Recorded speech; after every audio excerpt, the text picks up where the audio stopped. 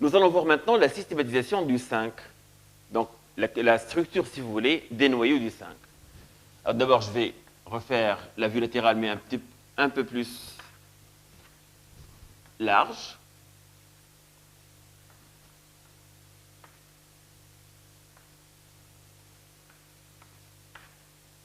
Voilà. Le noyau central du 5, le tractus mésencéphalique et le tractus bulbaire. Donc, pour le noyau moteur, on n'en parle pas, puisqu'en fait, c'est un noyau moteur purement bronchiomoteur et a une fonction qui est la mastication. Alors, pour le reste, on va détailler maintenant leur systématisation. Donc, ganglion trigéminal avec le nerf ophtalmique, le nerf maxillaire et le nerf mandibulaire.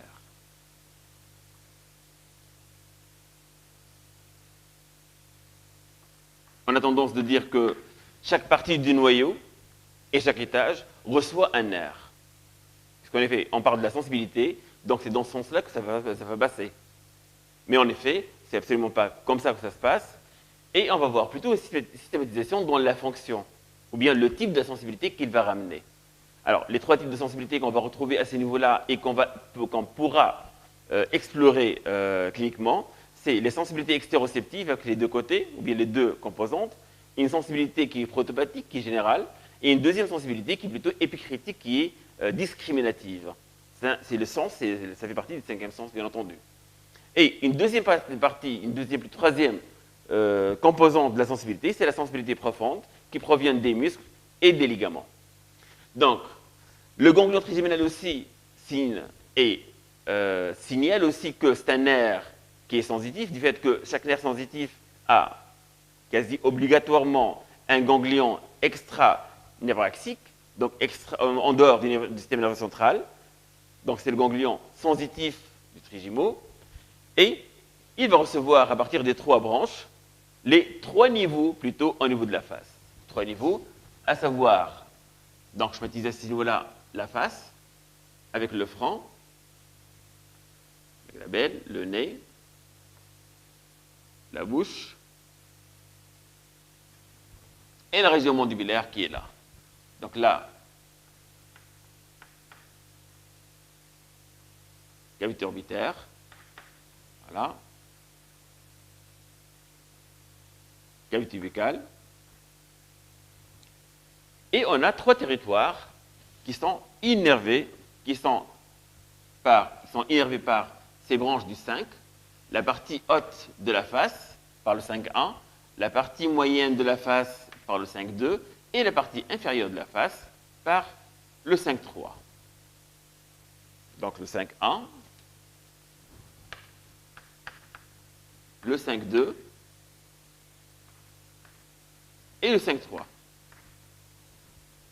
Donc, la partie supérieure de le front, elle est innervée par le 5-1, par l'ophtalmique.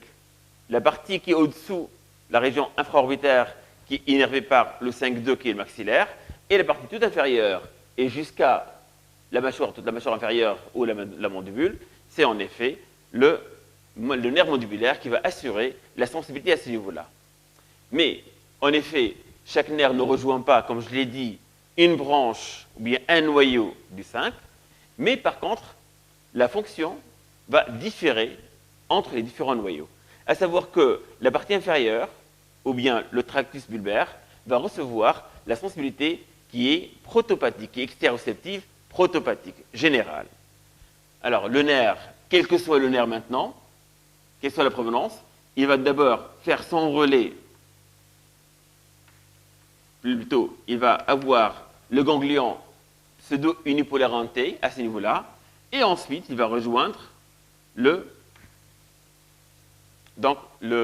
tractus bulbaire. Donc, à ce niveau-là, on va retrouver la sensibilité extéroceptive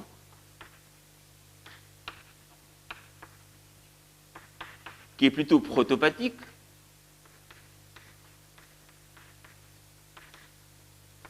et qui est consciente, bien entendu.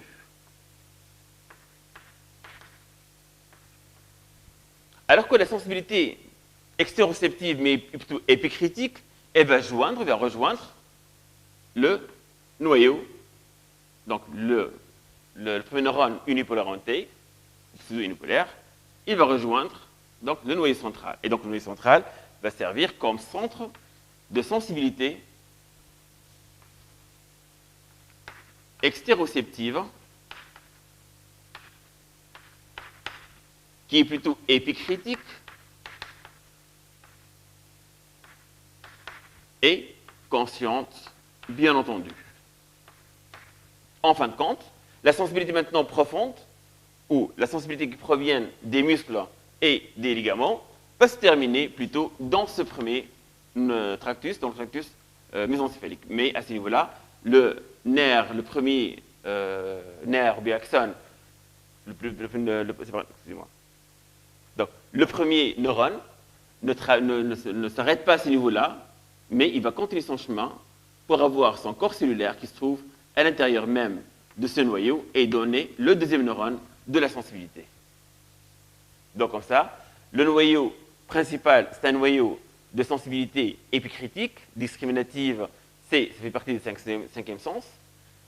Le noyau au tractus bulbaire, c'est un tractus qui reçoit l'information extéroceptive, consciente mais protopathique, alors que le tractus mésencéphalique, c'est un tractus qui va s'en charger, entre guillemets, qui va s'en charger de la sensibilité profonde provenant des muscles et des tendons.